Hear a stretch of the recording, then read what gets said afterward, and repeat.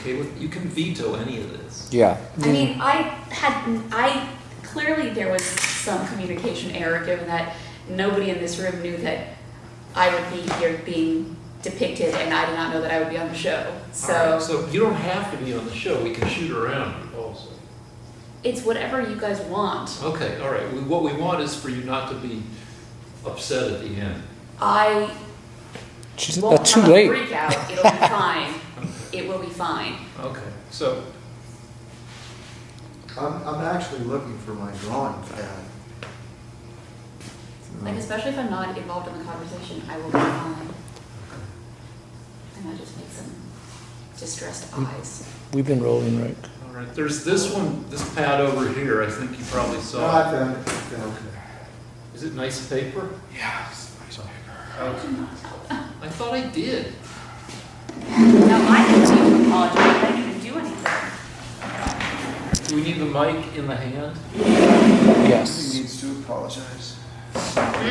No one needs to apologize. It's no Okay. big deal.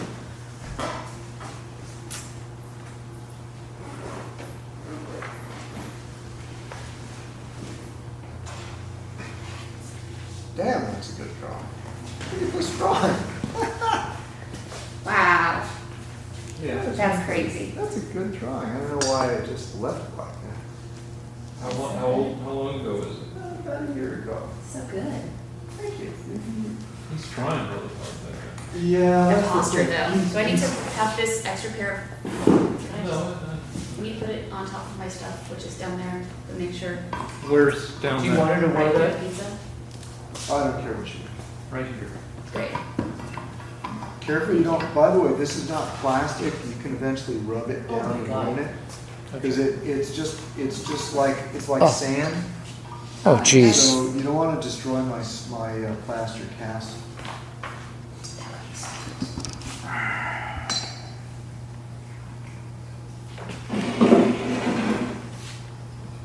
Is this okay? Am I at the right?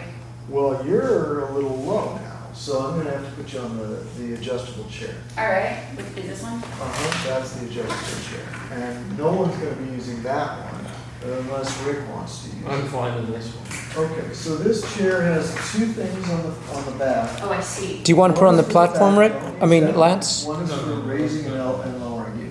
The one in the front of it, Yeah, I the see black that. one, is for raising and Rick, lowering all of them. We've been rolling, Thank you. just so you know. All right, so, We've been rolling for about 5 minutes now. just so you know. oh, okay, all right, so This- What height? 117 Just on this is. So we have to be on. Lance owes Are we me not a over it? drawing, No. and it will be a family member, my daughter, 5'4". and we are getting that set up. I'm supposed to be taller, please. Is this better? Yeah. What, I'm just used to looking at people from down below. Are you recording? Is that what happened? I think we've been rolling. We've been rolling Hi. Been rolling? for about 5 minutes. I don't know if that's interesting, but let's get a little bit more light on her. Fluorescent or, No, I got her. I'll think about it. okay. Can we get a bounce on her, Lance? It's nice. Well, first of all, this is bouncing from below. I just gave her a little light from below. Let me get a 300 watt clean light over here. Did you introduce me? This is either going to be too hard. Can you? Yeah. What goes on in your head?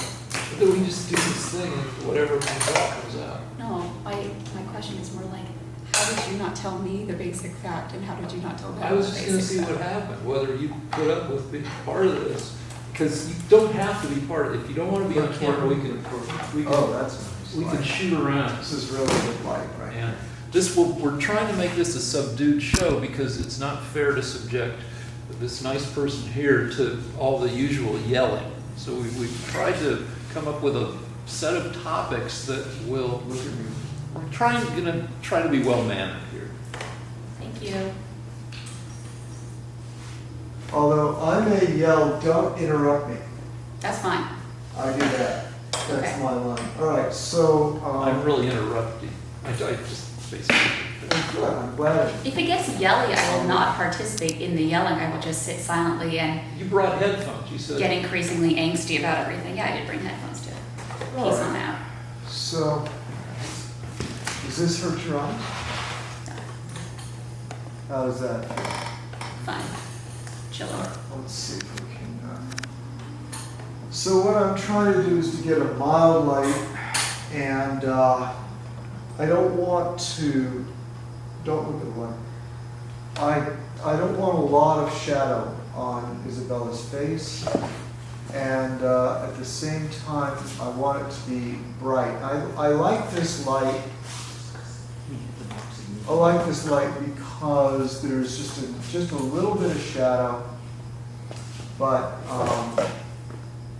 enough to create volume, but not enough to make her look like she's from a horror film, which is what you do with too much shadow. These are actual lessons that you would normally have to pay Lance to learn. Yeah. Well, actually, And you can buy Lance's course. Oh my God. It's like on an okay, look at infomercial. me with your eyes. Okay. I actually like that light right there. Tilt your head this way. A little bit less. Okay. This is interesting. Isabella has one eye that's naturally raised higher than the other. Like most people. No, Love this it's for a me. little different. And she has one lid that's different. Every day those lids change. Okay. Well, we're gonna go with this one. All right. You know what? Time to go. All right. No. Turn that light off? Yeah, that's fine. All right. Here we go. All right. So Isabella is getting her PhD I in can't even look at the camera. Hi, everyone. in art history, and Lance is an artist. So I thought we could start off by discussing what makes historically an artist famous. That is, I mean, there were probably tens of thousands of artists from, the Renaissance till now, but most people can only name like 8. But so what made the other 9,990 artists be not famous? What made the few stand out? Do we just start talking? Yeah. Okay, so I guess my first question is, this is very weird 'cause I'm not looking at anybody, but I feel fine about it. The question is, famous in their time or famous in our time? Like, are we talking about Renaissance painters like Michelangelo who were famous then? Or are we talking about how we interpret and view Michelangelo now? Who ended up being famous now after 300-400 years? 500 years?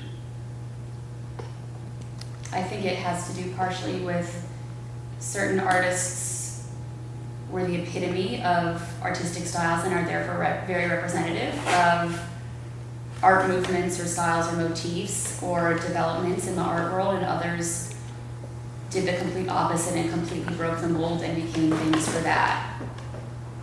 I don't know, that's a very vague answer, but I'm thinking like, we think of Giotto as like the main transitional dude between the medieval painting of Italy and then the Renaissance. And he was that person because he took, am I just chilling this way? Yeah. Okay. He took, can I use my lips? Is that okay? Give me 1 minute. Okay. So Giotto was the first artist to go beyond a sort of primitive medieval style of painting and drawing. So that people didn't really look real. They looked childlike in a way. They didn't know how to make things look three-dimensional. And Giotto was the first artist who really tried to make things look 3D. Mm-hmm. And that was a big step forward because before that, the art of before that, the most advanced art was the art of the Byzantines, which was not realistic at all. Mm-hmm. On purpose, they say. I think it had to do with the possibly the Roman schools of art just falling apart. I agree. Oh. So, They lost a lot of their knowledge, and I Right. think leaned into the stylistic aspects. well, there you go. We've got an authority Oh from my someone God. that actually took art history. So, my opinion was based on just looking at them. But anyway, so you can talk now. Okay, I do think your thoughts are correct. What I love about Giotto is like he tried to make things more three-dimensional and more realistic looking. Wasn't always super successful. My favorite, can I keep talking or no? 1 second. Totally cool. I'll chime in. My favorite thing about his stuff is when he would have, like 100 cherubs or angels, and they would just be like layers and layers of these flat angels all up on each other, because he didn't really understand, perspective wasn't really a concept yet. So seeing him try to understand how to create space while not really understanding how to is fascinating, and also just like a hilarious visual delight. Let me jump in and say that one factor, I think, is if you got to live a full life. Because we're talking 1600s where a lot of people were dead fast. But like Michelangelo lived to old age, Da Vinci lived to old age. Yeah, but I do think that's fair for the most part, but I also think that historically for some people, part of their fame comes from how young they passed away. Like not necessarily Renaissance, but I'm thinking like Basquiat died at 28, I think. Mozart, music. Sure, and like Egon Schiele, I don't even know how to pronounce it out loud. I've never studied. Sheila. Thank you, Schiele. Never studied Oh, German Sheila. expressionism. But part of his fame comes from the fact that he died young as well. So I don't know if that's necessarily always correct, but I do think maybe in the Renaissance, it's a pretty good.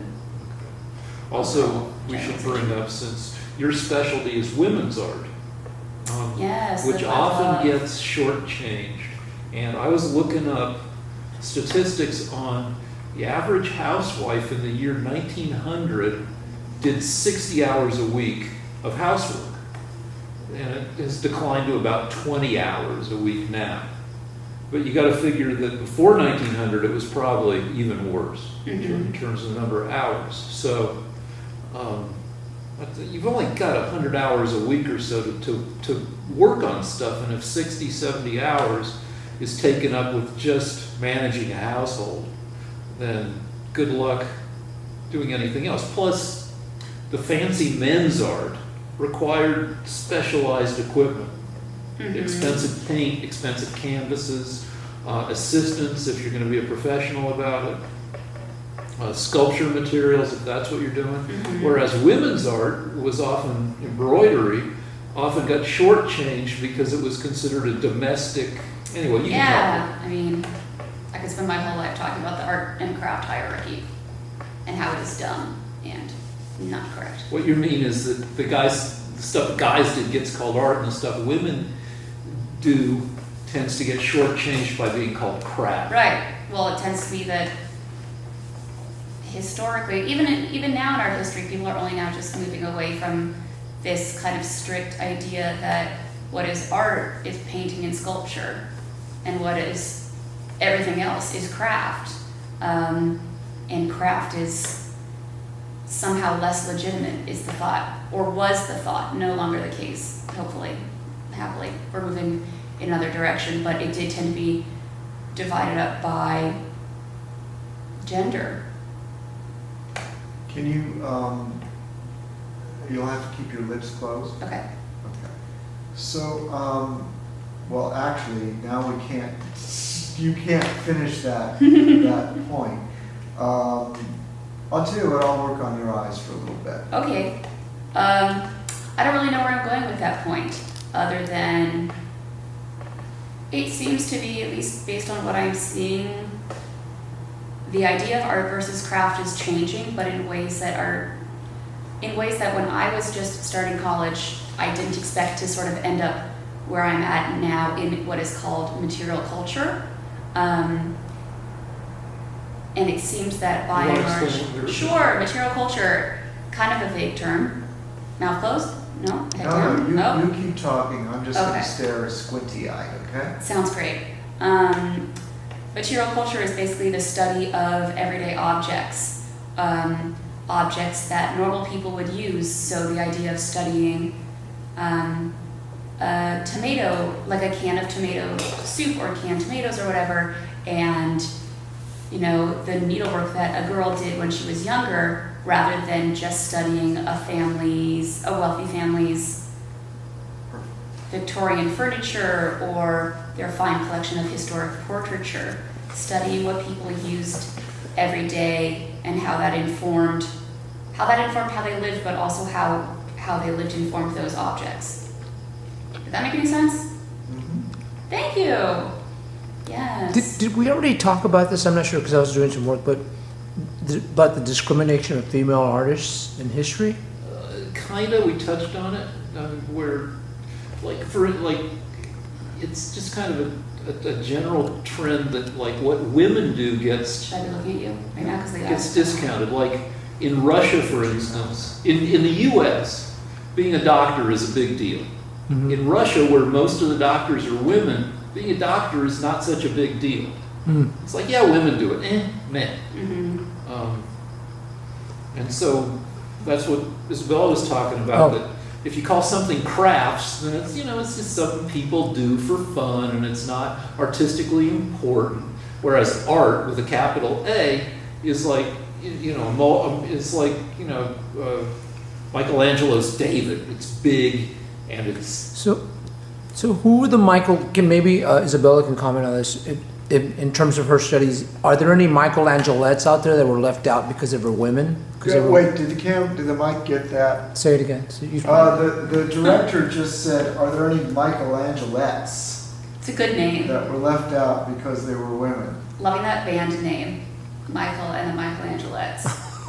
I mean, yes, but the names that we know of are, the names that I can list off the top of my head are also these rare examples. Can I move my mouth, by the way? I say Yeah, yes, I'll I just am move moving my yours. mouth. Okay. They're the rare list of women who somehow made it through the intense manness of the art historical canon to, even though they don't have as much play or fame as their male counterparts, they at least made it, whereas there are hundreds and thousands of women artists who we don't even know about. But the Michelangelots, I will say, are Artemisia Gentileschi, who was a Renaissance painter. Lots of her stuff is in Florence. She's famous, I guess most famous for her Judith beheading Holofernes painting, I guess is maybe her most famous. There's Berthe Morisot, who is a French Impressionist painter. Love her, an angel. There is Elizabeth Vigée-Lebrun, 18th century French painter, exiled herself to Russia during the French Revolution, but painted really beautiful portraits of not only Marie Antoinette, but members of the court and her own self and her family, her daughters and everything. Mary Cassatt's got to be like Mary the Cassatt. Oh yeah, I don't even see. She's not even up there. I mean, there are all, of course, the other defaults of Georgia O'Keeffe and Frida Kahlo in the 20th century. Love them. There's also, what is her name? Yeah, good. Okay. She is a Spanish or Italian 16th century painter. Do you know who? Sophonisba. Yes! Thank you. Love her. Sophonisba. I can't remember her last name. It's very long and it's quite, I think, Italian. But she was also, I think between Lance and I, we just thought of two female Renaissance painters. It's pretty dark. meager. Meager, There's yeah. also Judith Leister. Sure, Dutch, totally. You're so right, yeah.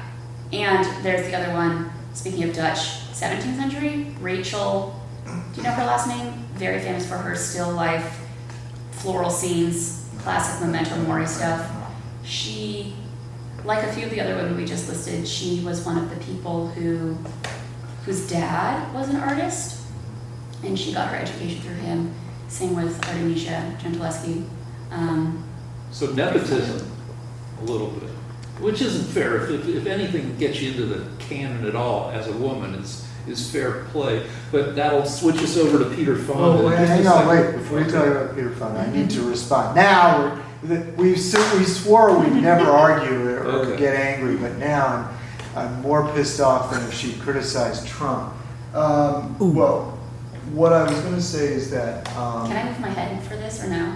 no, I'm just gonna keep drawing that. No, That tell was me. just to get people's attention. It Oh. was just to get your attention, I'm not really passionate about it.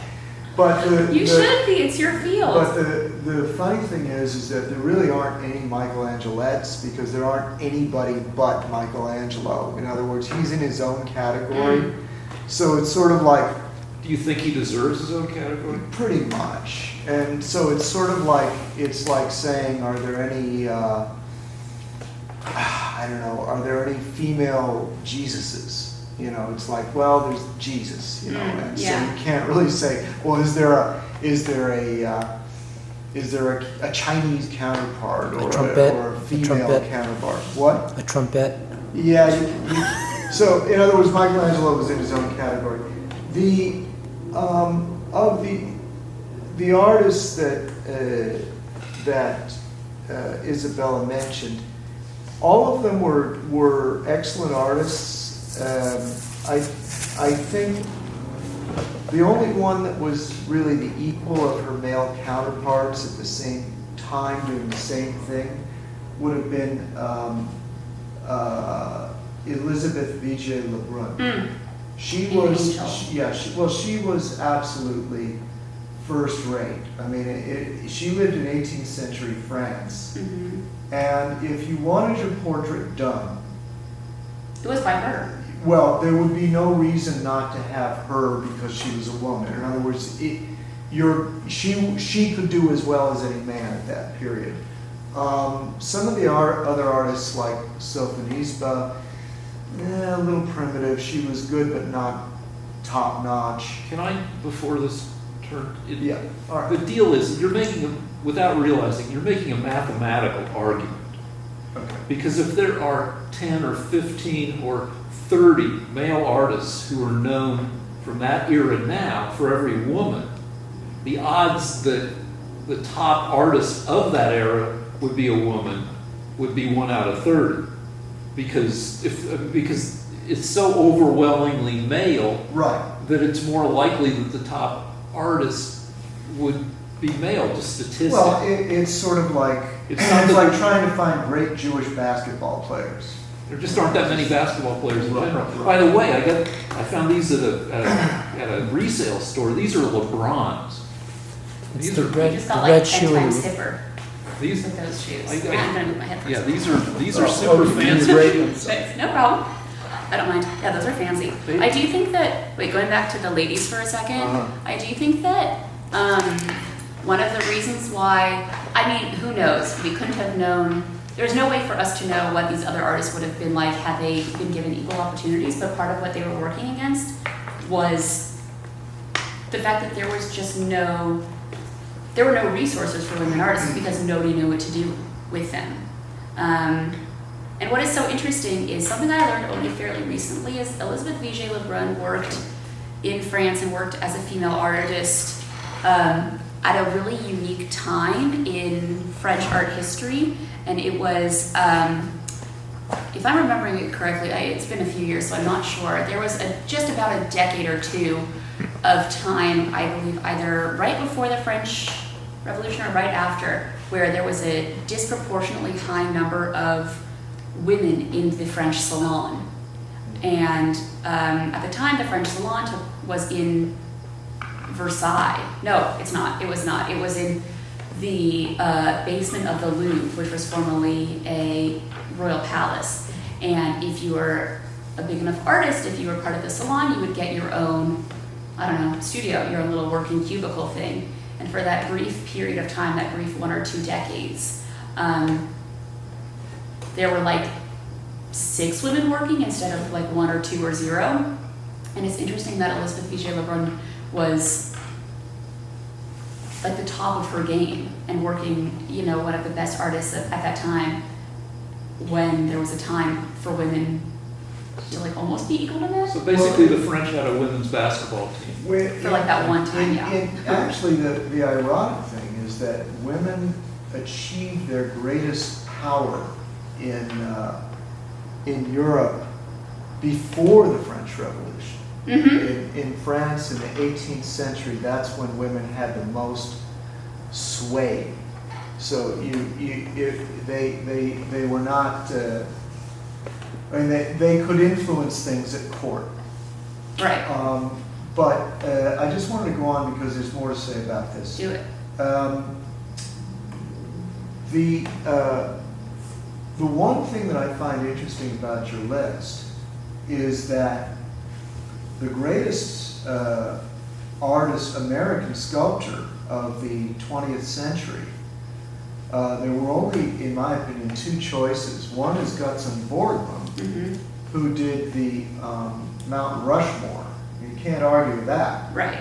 But the other person Oh, but he was- also did what's a thing you can argue with. Stone Mountain, Georgia. Did he do Stone Mountain, Georgia? I think- I thought someone else did that. I thought he did that. We can look it No, up. I think or someone not. else did that. But anyway. Let's take a break, let's look I it don't up. think he did. I'm just kidding. All right, but I think I know who the other one is going to be on the the other list. one is going to be Malvina Hoffman. Yeah. Yeah, and Malvina Hoffman is not mentioned much, I think for two reasons. Mm-hmm. The cause of finding feminist artists, or women that happen to be artists, is vitally important. But in my opinion, destroying realism is more important. So what happened is she was one of the last great realistic figure sculptors. And so all the art historians wanted to talk about abstract art. Right. So she just sort of got lost. In her day, she was wildly famous.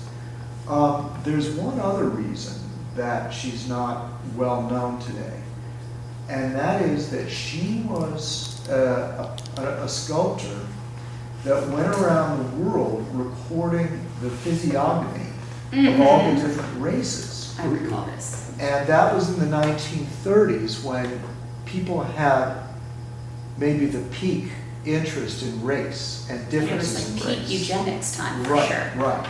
And so what happened was, right as she was completing this Museum of Man, which is now in Chicago, with brilliant sculptures of all the different races of man, all the ethnicities. She went to Africa, she went to China.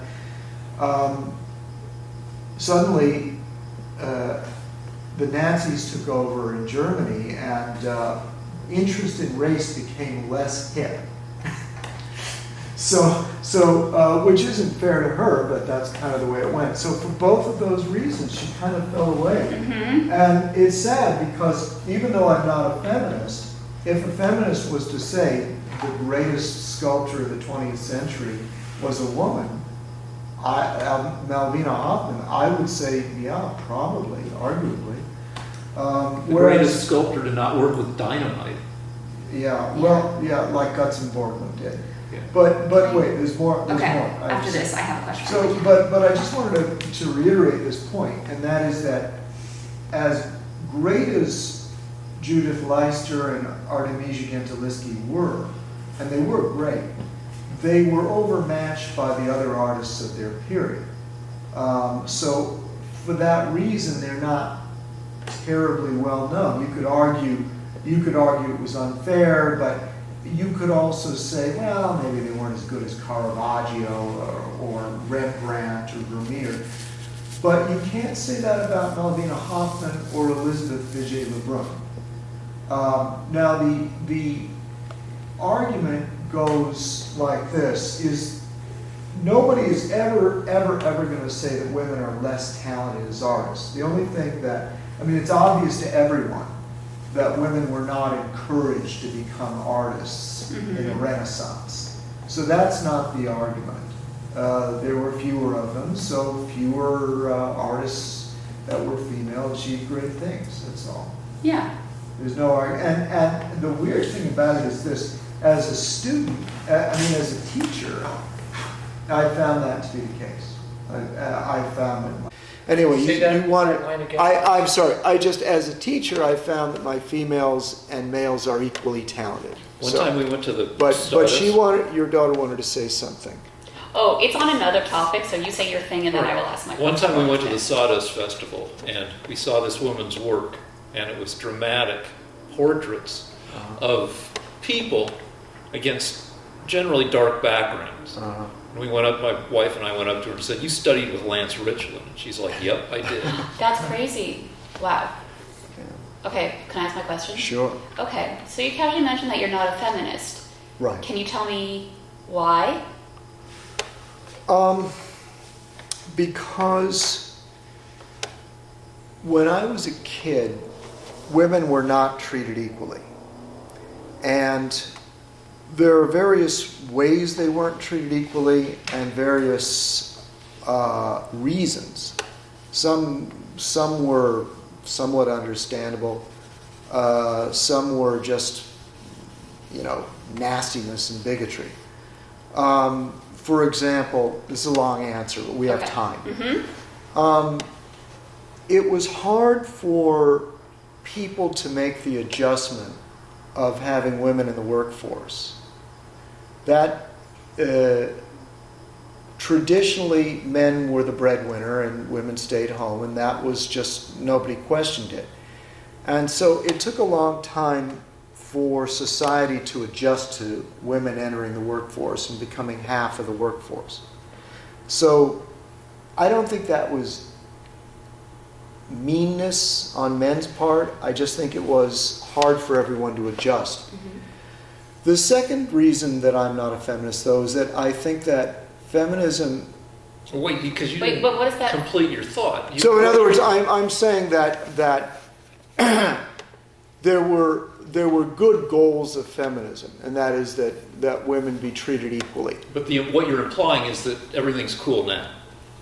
Let me finish what I'm implying. What I'm implying is that what I'm saying is that what started off as a laudable, reasonable goal, i.e. women getting equal pay for equal work, being treated fairly when they apply for a job, that kind of thing. I think those goals have largely been achieved, and I think that now what we have basically is a leftist movement. It's feminism today is just leftism. I think it's been co-opted by socialist communists, and that the goal of feminism today is just to get Democrats elected. And I think it's divisive, and there's no purpose for it anymore other than to make women and men not get along with one another. Let me ask you something. Wait, I'm sorry. Can I pop in and say something? Sure. Yes. You said that you think the goals of feminism are done, but I'm still earning 73 cents to the dollar. Actually, that statistic is erroneous, and here's why. When they've done studies, they found that when a woman does the exact same job, with the exact same hours, and the exact same seniority, they get paid the same or slightly more. What happens is the statistic was evaluated based on all jobs, all occupations, meaning that when you analyze all the jobs that men do and all the jobs that women do, the women get paid less because they take jobs that are slightly less well-paying. Isn't it a matter of them not taking it, but them being chosen?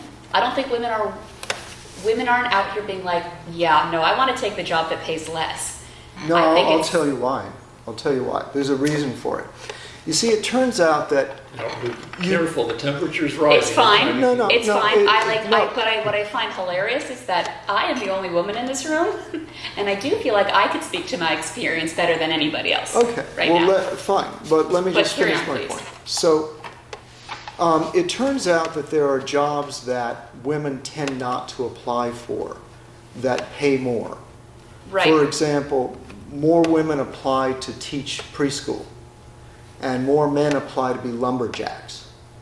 More men go into the engineering fields. For example, the highest paying job, I believe, is petrochemical engineer. Mm-hmm. And there's hardly any women that go into that Isn't field. that a systemic issue, though? No. Because, why? Girls are taught, and I will say this from my own experience, I was a rare beast in that I really enjoyed math. But I saw throughout my life the active discouragement of girls from studying math and science. And there is the legitimate statistic that when a job is posted, women feel that they can only apply to a job when they reach all of the qualifications and all of the prerequisites. Are you saying that imposter syndrome is stronger in women than men? I just think we have if you want to call it that, but the difference is we tend to look at all of the prerequisites, and if we don't meet all of them, we don't apply, whereas a dude can have like one of them and applies. Yeah, that is an actual A dude statistic. can think he's a hot dude with way less actual objective reason than a woman will think she's hot. Like, there are a lot of dudes walking around out there who look like crap who think they're hot dudes, right? Sure. I mean, that's kind of like a separate issue, I think. I think, speaking of engineering and STEM in general, there are active pushes to get women in the STEM fields because we are actively discouraged not to pursue those fields. I think that's a contradiction. But also, why should preschool teaching pay that much less than lumberjacking? It may not, but I mean... Well, it's like medicine. Being a doctor in Russia pays less relative to everything else because it's a woman's job in Russia compared to being a doctor in the U.S. where there are more men who are doctors. And so, I mean, if you're a guild writer in L.A., you get paid pretty decently when you're working because it's understood that only half of all writers are employed at any given time. So they compensate by raising the compensation. So why shouldn't female fields, have better compensation to equal things out better? You're saying how things are, but it's not unreasonable that the compensation in largely female fields should be looked at. Well, I think that the market will determine what people should get paid. I mean, if you want to be an acrobat and you want to get paid as much as a petrochemical engineer, then you're shit out of luck. So I think that if women wish to go into engineering, that's their business. But They are actively discouraged from doing that from birth. But wait, I've one more never. thing, it's like there are way fewer professional acrobats than there are petrochemical engineers. I mean, probably by a factor like 50 to 1. And if you look, and they're all employed by Cirque du Soleil.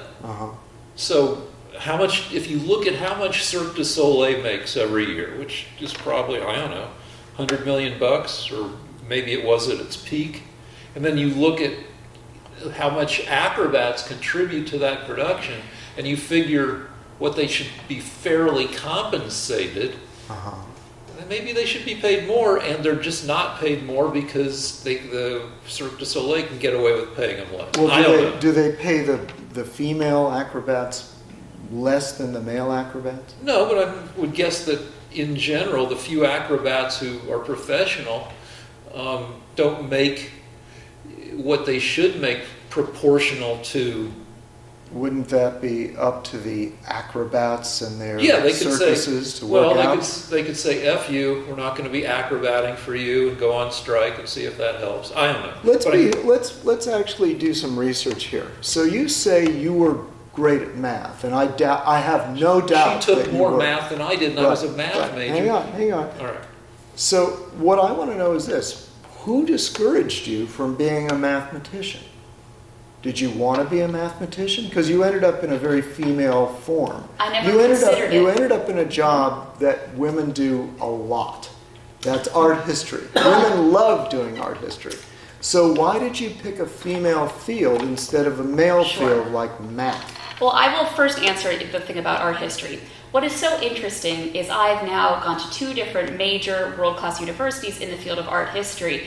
All of the students are women, all of the teachers are men. There is something major to that. The fact that we pursue this field and yet never get successful enough to actually be employed in it because our male counterparts are viewed as superior to us. And that's been the same in both England and America. Okay? So that's my first note. The second thing is, luckily in my life, nobody actively discouraged me from studying math. It was, I never saw women in the field, so I didn't see myself there. If young girls, myself included, don't see themselves in the field, why would we want to be in there? Because you love it. Yeah, but dealing with men who think that women shouldn't be in the field does not make it, the love is not enough.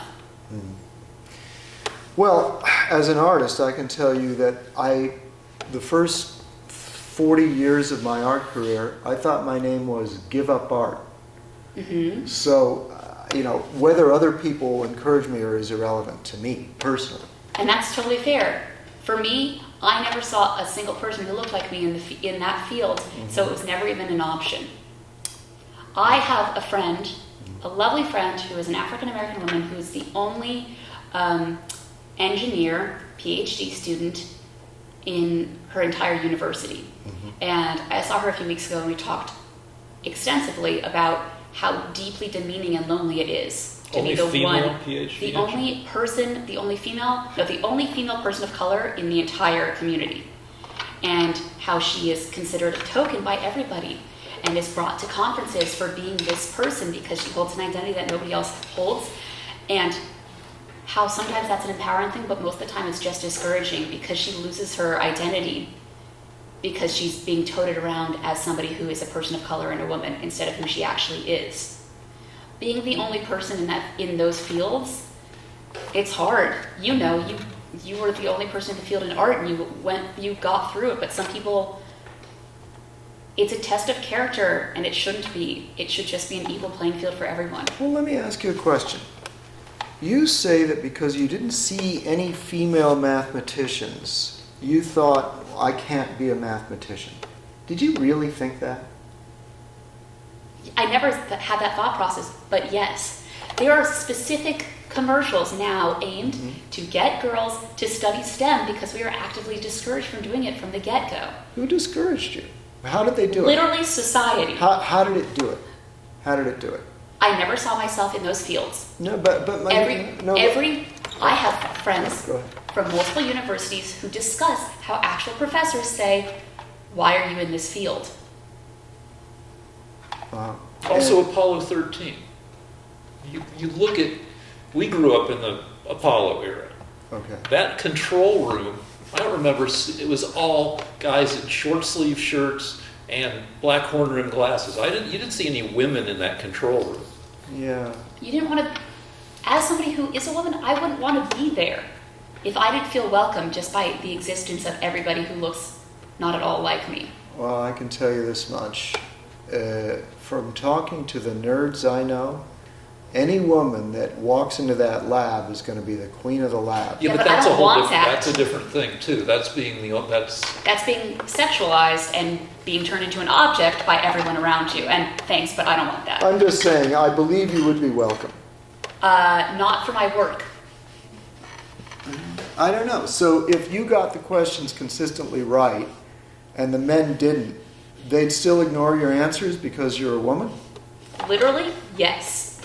Even in a math question? Yes. So People have- if one person says 2 + 2 is 4, and they're a woman, that answer gets ignored. But if you said 2 + 2 is 5 and you're a man, then you get your paper accepted and you're a big deal in the lab? Literally, yes. Okay. Yeah, confidence is huge in barreling through, because I studied math and physics, and I often felt like I was inferior to people because they knew the shit, and so I'd hang out with them, and after a while I'd realize they didn't know the shit, but they were so lost that they didn't know that they didn't know, they were just confident. Also, there is very much the idea that people trust people who look and act like them.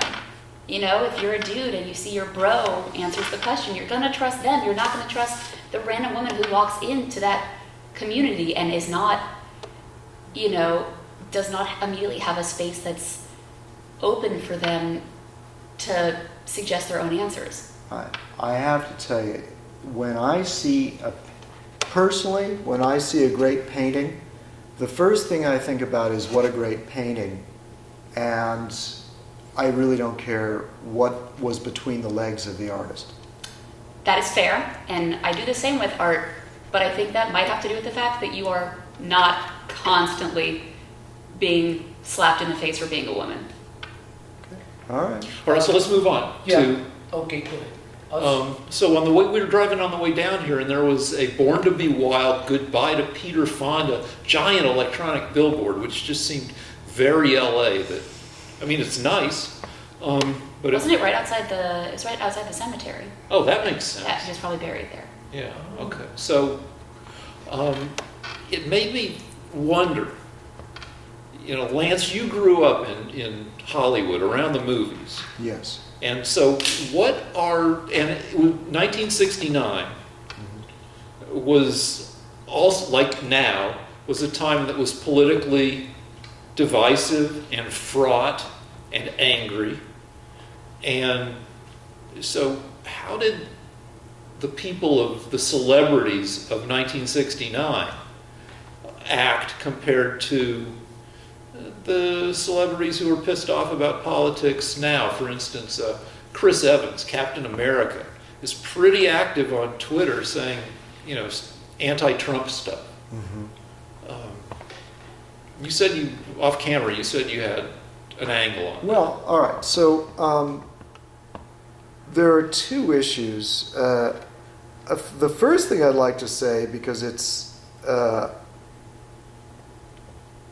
a personal piece of information, is that my parents knew that Rock Hudson was gay because they did a movie with, my father won the Academy Award for the film he did with Rock Hudson. Operation Petticoat? No, Pillow Talk. Oh, okay, sorry. And the funny thing is that when it all came out 20 years later that he was gay, my father said, yeah, we all knew he was gay, but people just didn't talk about it. It was just like, that was just something that people were discreet. Another thing is that I remember specifically the country being very polarized in about the Vietnam War. So what happened was, I remember there was a famous singer named Tiny Tim, and he came out for the Vietnam War, which shocked everybody because his followers were all like hippies and left-wing people. And when he came out in favor of the Vietnam War, everyone stopped being interested in him. So I think that, I remember that specifically, and I remember that all of the celebrities were divided between right-wing and left-wing. If you, for example, everyone took a side on, during the Vietnam War, it was very divisive in that everyone had to take a side. And when you took a side, you would lose the other side. So, for example, John Wayne was for the Vietnam War, and he lost all the liberals that liked him. His career, I think, probably suffered. I don't think it suffered, though. You And don't think? I'll tell you why. Because at that time, the vast majority of the country was much more conservative. So- Hollywood, right? Wasn't Hollywood conservative at that time? Well, half of Hollywood was conservative. That's the thing. There were actors from the 40s and the 50s that they'd been through World War II. The list of actors that were in combat in World War II that were famous in the 60s was, as long as your arm. Yeah, Jimmy Stewart, Yeah. Robert Capra. All the John Ford, all these directors actually went into battle. And Right. I mean, you know the guy from Get Smart, Don Adams, the comedian? Yeah. He was actually a war hero. Think about that. In the He was a Pacific. Marine in the Pacific. And Charles Durning was on D-Day. He was on Omaha Beach, Charles Durning. Probably not as roly-poly as he became later. Clark Gable was a bomber pilot. Anyway, so and Errol Flynn was a spy for the Nazis. So Well, there's a movie Yeah. called The Rocketeer Yeah. that has an Errol Flynn character that is a spy for the he is Nazis. not a spy with the No, Nazis. is. But he turns out to be the bad guy, the I Errol mean, Flynn character. here's the thing: we don't know. Also, Errol Flynn They- was bad in a lot of ways. He banged underage. He was kind of Can no you good. keep that to yourself, just for one show? I'm just All right, saying he so was the- kind of bad overall. All right. Well, let me put it this way: there are people that will dispute whether Errol Flynn was actually a spy for the Nazis, but because it came out in a famous book that people say, well, he wasn't alive to defend himself. But even if he wasn't a spy for the Nazis, he definitely didn't join up like everyone else, and he was Irish. He was of Irish descent from Tasmania, and so he wasn't that supportive of Britain. But he was kind of he was definitely a scoundrel in his personal life.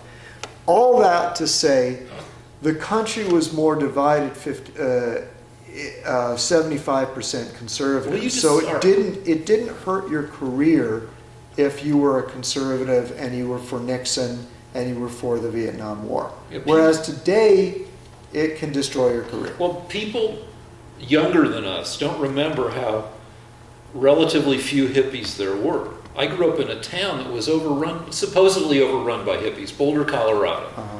But still, most of the people on campus looked like the guys in the control room for Apollo 13. Yeah. Short hair, birth control glasses, dressed. It wasn't all hippies in the 60s. Most people Right. were.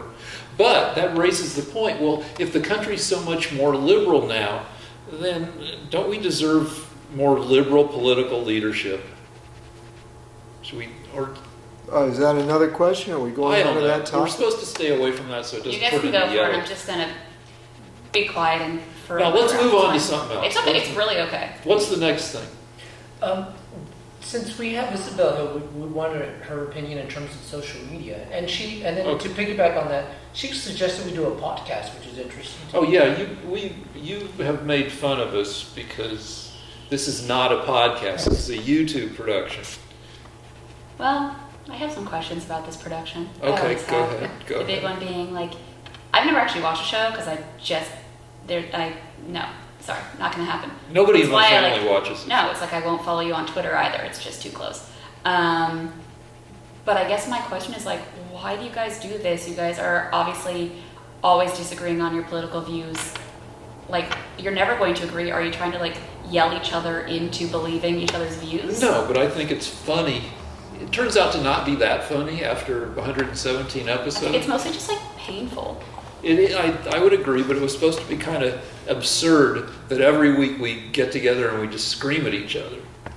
And I'm hoping that some future historian of ridiculousness will take a look at this project and go, this is a hidden absurdist gem of people, expressing through yelling the division and pain of the Trump era, I think while making really good art. The really good art part is true, but I do think that it's hard to view this as absurdist when the whole world feels a bit absurdist and just generally full of doom. I really can't talk very much about the show given that I've never seen an episode. Sorry, congrats to all of your subscribers and viewers. Watch it. Love that. But it just seems to emphasize the generally already absurd, chaotic, and dumpster fire-esque environment that we all live in. Yeah, and that's, I mean, I could, go ahead. do you want to respond or should I? No, I mean, because I kind of agree with her. I live with him, so. Okay, well, I've decided that it's my moral duty to do the show. And the reason is that this is the only show I know of where every week left-wing views are challenged by conservative views and vice versa. And coming up to the election, I want to sway viewers. My goal is to get more people to vote for Trump and vote Republican. And I think if I acquit myself well in the discussions with Rick, then I'm doing more for my country than if I just joined a headquarters and handed out leaflets. Yeah, I have to admit that I feel bad because I feel like I'm doing a disservice to liberals. Yeah, because, what the heck? Well, because Lance is an artist who works 10 hours a day, 6 days a week at least. Yeah? At least 60 hours a week, maybe closer to 70. No, I mean 60 is, All right, 60. now that But- I have a girlfriend, it's 60. But like 40 of those hours, you are piping conservative podcasts into your head, right? Because your eyes and hands are occupied, but your ears are free to be filled with the right-wing take on everything. So you're super full of the most, you're full of right-wing arguments, the right-wing take on everything. Whereas I take naps, I tweet, I go to the gym 5 times a day. I'm not nearly as full of the left-wing arguments as you are the right-wing. So I often feel like I let down my side. Yeah, what the heck? I do think that logistically you guys don't have enough views to sway anybody. Oh, that's not the way it works, though. See, when the country's divided 50-50, if every Republican could change the view of one Democrat, that would be enough to win the election. Have you changed the minds of any Democrats? So what I'm doing now, and what I know I'm succeeding at doing, is I know that when people watch this show, they begin to realize that there's a moral reason why someone would support Trump. They actually, in other words, they may hate Trump. They may think that Trump is they may think Trump is evil and that the Republicans are evil. But when they listen to me, they realize, well, I'm not saying what I'm saying because I'm a bad person. I actually have moral reasons why I believe what I believe, and and if people follow that, they begin to realize, well, okay, this Republican is a sincere person, and he has good reasons in his mind why he's voting for Trump, and the liberal sitting next to him, who is very bright, doesn't seem to be making much headway. Well, so maybe, Rob, why? well, I mean, it's part of it's well, see, I maintain part of my brand is being a little bit uninformed. no, but I hate that. I Based on the maintain comments, that. real quick, just based on the comments, to be fair to Rick, I Yep. think that they're pretty much equal in terms of, based on comments of folks that go for Rick and folks that go for Lance. I gotta say that even though my brand is maybe not being as prepared as Lance, some of the crazy stuff that Trump tweets every day serves to underline why maybe you don't want to be a Trump person. But let's talk about a reason to be for Trump. No, No, because I'm going to turn it Okay, around, okay. which is the economy. Can we take a break? Yeah, we'll take a break. All We'll right, come let's back. take a We'll talk.